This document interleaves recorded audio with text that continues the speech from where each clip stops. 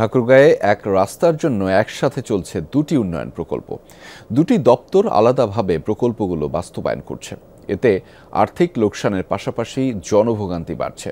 এই অবস্থার জন্য সমন্বয়হীনতাকে দুষছে স্থানীয়রা। শিয়া বাটার, অ্যালোভেরা ও ভিটামিন ই সমৃদ্ধ লিলি বিউটি সোপ। কদিন আগেও এই সড়কটি ছিল ইটে ঢাকা। জনগণের চলাচলের রাস্তার সেই ইট তুলে খোয়া বানিয়েছে এলজিইডির ঠিকাদার।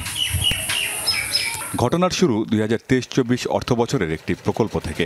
গ্রামীণ রাস্তা টেকসইকরণ প্রকল্পের আওতায় ঠাকুরগাঁওয়ের বালিয়াডাঙ্গি উপজেলার পাড়িয়া ইউনিয়নের দুটি জায়গায় 500 মিটার করে ইট বিছানোর জন্য দরপত্র আহ্বান করে পিআইও কার্যালয়। স্থানীয় ঠিকাদার হাসান মাহমুদ খোকা প্রায় 81 লাখ টাকার চুক্তিতে কাজটি শেষ করেন। কিন্তু দুর্যোগ ব্যবস্থাপনা ও ত্রাণ মন্ত্রণালয়ের এই কাজটি শেষ হতে না হতেই 2.5 কিলোমিটার সড়ক পাকাকরণের নতুন প্রকল্প দেয় স্থানীয় সরকার প্রকৌশল অধিদপ্তর এলজিইডি।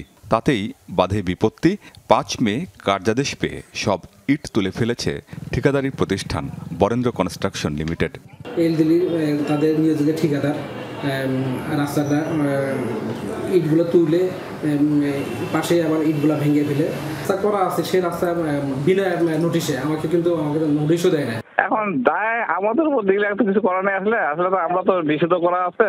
এখন সে যে করে ফেলছে একটু বড় 25-30 মিটার মতো তুলছে।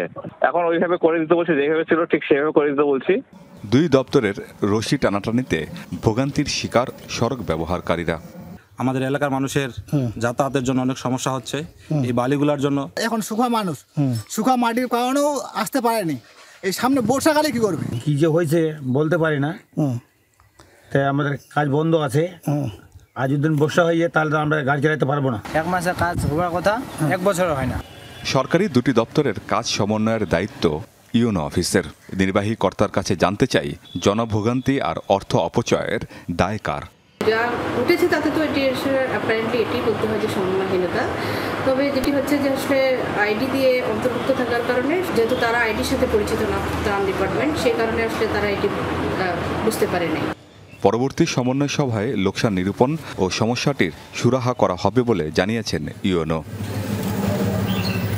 আমিন বাবু, যমুনা নিউজ।